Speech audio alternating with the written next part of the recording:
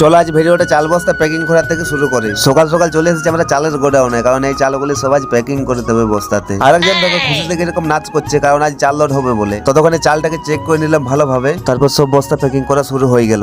আরে আমি যেখানে আছি সেখানে পাইপের দ্বারা চালগুলি ফ্রেশ হয়ে সব আসছে। চাল কিন্তু একদম ফ্রেশ আছে, কোনো প্রকার কোনো প্রবলেম নেই। আর আমি আছি চালের কাছে বসে, যাতে চালগুলি ওভারফুলে অন্যদিকে চলে যায়। চালের কাজটা কমপ্লিট করে আমি চলে গেলাম বাইরে দিকে একটু হাওয়া খেতে। তারপর আবারও চলে এলো ধান গাড়ি, কারণ ধানগুলি সব খালি করতে হবে এখন। ধানগুলি খালি করার পর আমাদের রকস্টার দেখো কিভাবে দাঁড়িয়ে আছে। ততক্ষণে রকস্টারের খাবার খাওয়ার স্টাইলটা দেখে নাও, নিউ স্টাইল। কাজের শেষে খাওয়া দাওয়াটা কিন্তু দারুণ, এই খাবারগুলো সব আমি খাবো। খাওয়া দাওয়া কমপ্লিট করে আবারও চলে গেলাম চালের গোডাউন, কারণ আবারও চাল লোড হবে গাড়িতে, বাইরে যাবে চালগুলি। আর আমাদের কাজটাই হচ্ছে চাল লোডিং করা, ধান আনলোডিং করা। চাল আনলোডিং করার পর আমরা রাস্তার ধারে চলে এলাম আবারও হাওয়া খেতে। তার ঠিক আধা ঘন্টা পরে আবারও একটা গাড়ি চলে এলো। ততক্ষণে নিয়ে আসছি নেক্সট ভিডিও। Bye bye.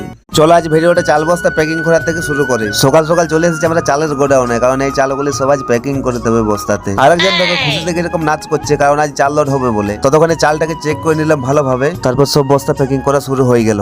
আরে আমি যেখানে আছি সেখানে পাইপের দ্বারা চালগুলি ফ্রেশ হয়ে সব আসছে। চাল কিন্তু একদম ফ্রেশ আছে, কোনো প্রকার কোনো প্রবলেম নেই। আর আমি আছি চালের কাছে বসে, যাতে চালগুলি ওভারফুলে অন্যদিকে চলে যায়। চালের কাজটা কমপ্লিট করে আমি চলে গেলাম বাইরে দিকে একটু হাওয়া খেতে। তারপর আবারও চলে এলো ধান গাড়ি, কারণ ধানগুলি সব খালি করতে হবে এখন। ধানগুলি খালি করার পর আমাদের রকস্টার দেখো কিভাবে দাঁড়িয়ে আছে। ততক্ষণে রকস্টারের খাবার খাওয়ার স্টাইলটা দেখে নাও, নিউ স্টাইল। কাজের শেষে খাওয়া দাওয়াটা কিন্তু দারুণ, এই খাবারগুলো সব আমি খাবো। খাওয়া দাওয়া কমপ্লিট করে আবারও চলে গেলাম চালের গোডাউন, কারণ আবারও চাল লোড হবে গাড়িতে, বাইরে যাবে চালগুলি। আর আমাদের কাজটাই হচ্ছে চাল লোডিং করা, ধান আনলোডিং করা। চাল আনলোডিং করার পর আমরা রাস্তার ধারে চলে এলাম আবারও হাওয়া খেতে। তার ঠিক আধা ঘন্টা পরে আবারও একটা গাড়ি চলে এলো। ততক্ষণে নিয়ে আসছি নেক্সট ভিডিও। Bye bye.